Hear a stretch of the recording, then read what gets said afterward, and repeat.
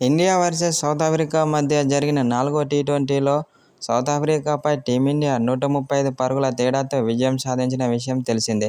అయితే ఈ మ్యాచ్లో తిలక్ వర్మ, సంజూ శాంసన్ అద్భుతమైన సెంచరీలతో రాణించి టీమిండియాకు భారీ స్కోరు అందించడంలో కీలక పాత్ర పోషించారు. దీంతో టీమిండియా సౌత్ ఆఫ్రికాపై భారీ విజయాన్ని నమోదు చేసి సిరీస్ను కైవసం చేసుకుంది టీమిండియా. అనంతరం టీమిండియా ఆటగాళ్లపై కీలక వ్యాఖ్యలు చేసిన south Africa captain Aiden Markram. అయితే ఇంకోసారి వీళ్ల జోలికి అస్సలే వెళ్లొద్దని ఏడెన్ మార్కరమ్ ఓ సోషల్ మీడియా ద్వారా తెలిపాడు. ఎందుకంటే టీమిండియాలో వాళ్లు చాలా డేంజర్గా ఆడుతున్నారని అన్నాడు. వాళ్ళు ఎవరో కాదు, తిలక్ వర్మ, సంజూ శాంసన్, సూర్యకుమార్ యాదవ్. వీళ్లు గనక క్రీజులో ఉంటే మాత్రం ప్రత్యర్థి బౌలర్లకు చుక్కలు చూపించడం ఖాయమని అన్నాడు.